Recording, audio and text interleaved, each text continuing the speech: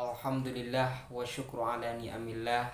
Ikhwan akhwat yang dirahmati Allah subhanahu wa ta'ala, kita bisa berjumpa lagi di channel Fadilah Amal Official. Bagi ikhwan akhwat semuanya yang baru bergabung di channel ini, silahkan untuk tekan like, subscribe, komen sebanyak-banyaknya. Sekiranya video ini atau channel ini bisa memberikan manfaat bagi orang banyak, tolong untuk membagikan video ini ke sosial media yang ikhwan akhwat miliki. Pada video kali ini saya akan mengutip salah satu usulan seseorang untuk menghapus 300 ayat dari ayat-ayat Al-Quran. Ada seorang manusia yang mana orang ini tadinya adalah orang muslim, lalu dia kufur kepada Allah Subhanahu wa ta'ala. Sekarang dia menjadi salah satu pendeta di agama Nasrani atau agama Kristiani. Ketika Kemenag Bapak Yakut Khalil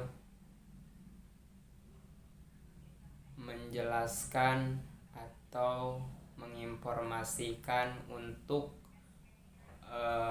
mengatur suara dari toa atau speaker, orang ini atau pendeta ini dia mengusulkan untuk menghapus 300 ayat dari Al-Quran kepada Kemenag Indonesia.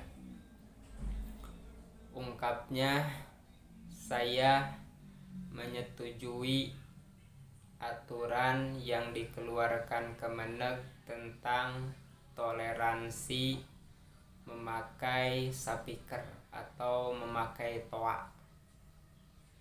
Lalu dia mengusulkan kepada Kemenag bahwa sekalian hapus 300 ayat dari Al-Quran Indonesia. Karena apa?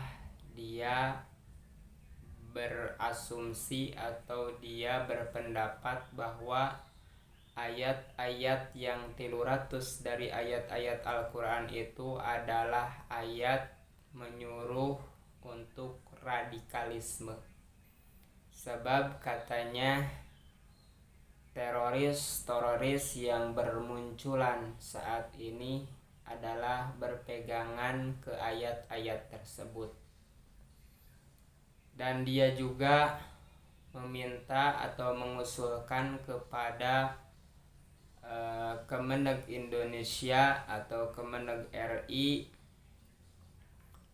mengatur atau merubah kurikulum pelajaran di madrasah diniyah, terutama pelajaran-pelajaran di pesantren.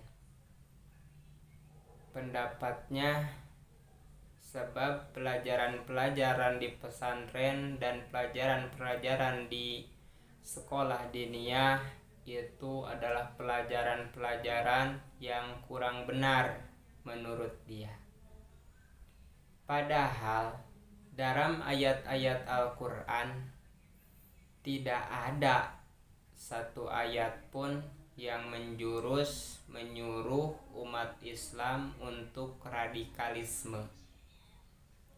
Dalam ayat Al-Quran yang dia pahami tentang menyuruh radikalisme, mungkin yang dia maksud adalah ayat-ayat qital atau ayat-ayat seruan perang.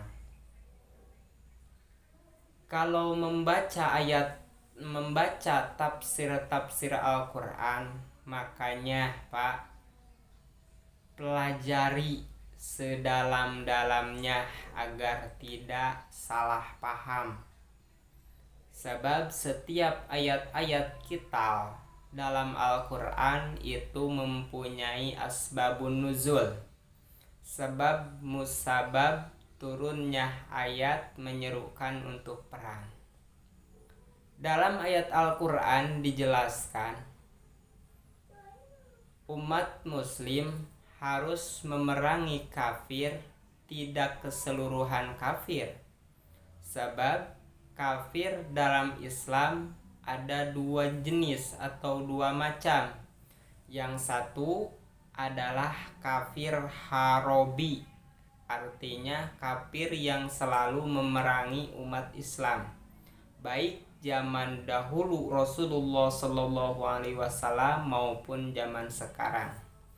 Yang kedua, kafir dimi. Kafir dimi itu kafir yang setiap hari bersosialisasi, bergabung dengan orang-orang muslim, terutama biasanya bergabung dalam dunia bisnis. Yang harus diperangi adalah kafir harobi, kafir yang selalu memerangi orang-orang muslim, yang tidak boleh haram hukumnya memerangi kafir-kafir dimi. Jadi dalam ayat Al-Quran tersebut yang harus diperangi itu adalah kafir-kafir yang selalu memerangi umat Islam, bukan keseluruhan kafir. Alhasil dalam setiap ayat kita atau ayat penyeruan perang yang disuruh diperangi itu bukan semua kafir, tapi hanya kafir harobi, ya, hanya kafir harobi. Kalau kafir dimi, kafir yang selalu berinteraksi dengan kita, itu haram hukumnya diperangi. Dalam ayat kita Al-Quran tidak menyuruh radikalisme, tapi hanya menyuruh membela diri, bukan menyuruh radikalisme. Ingat ya Pak. Bapak mengatakan pesantren adalah salah satu sarang atau pencetakan teroris. Ini salah 100% salah, karena pesantren, pondok pesantren adalah salah satu lembaga yang mana untuk mencetak manusia-manusia yang benar-benar religius. Apabila ada sebahagian orang yang keluar dari pesantren lalu dia jadi teroris, itu adalah salah satu sebahagian orang yang gagal paham. Dalam artian dia ngajinya gak lulus, belum ujian sudah keluar.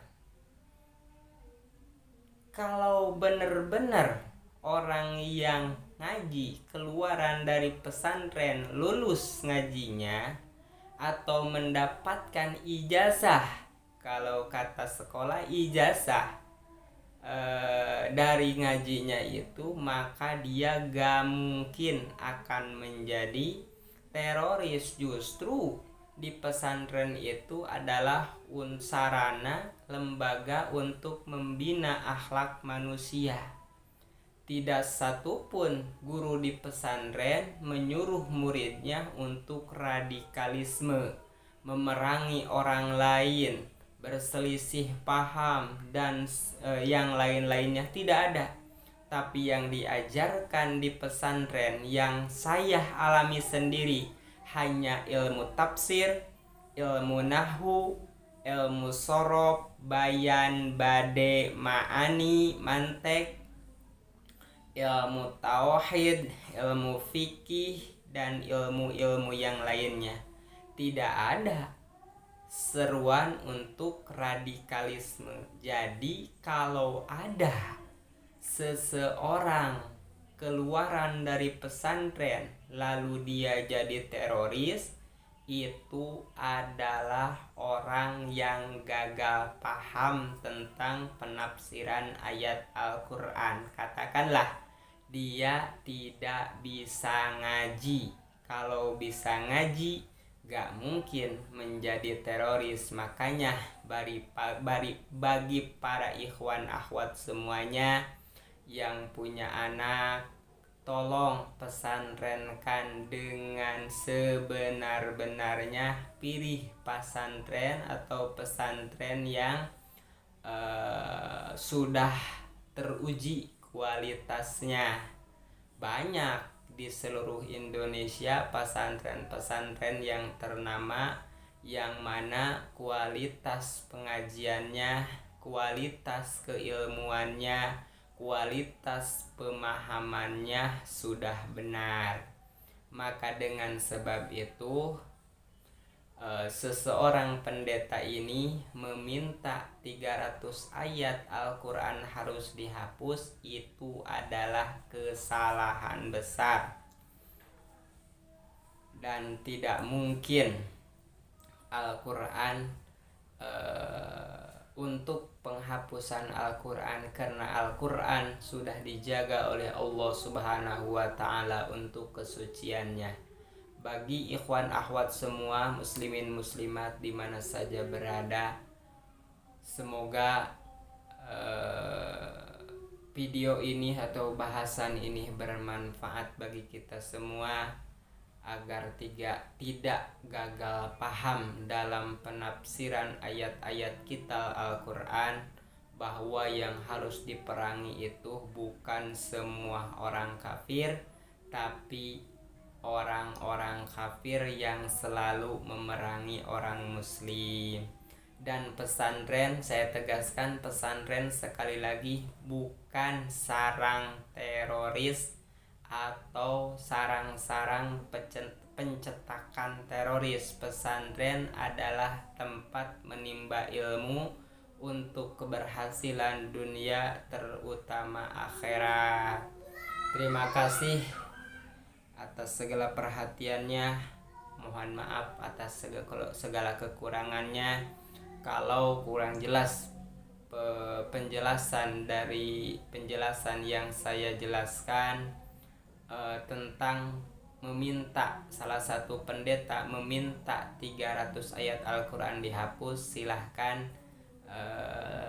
cari di Google, ada orangnya, namanya tidak perlu disebutkan. Cari saja usulan penghapusan 300 ayat Al-Quran.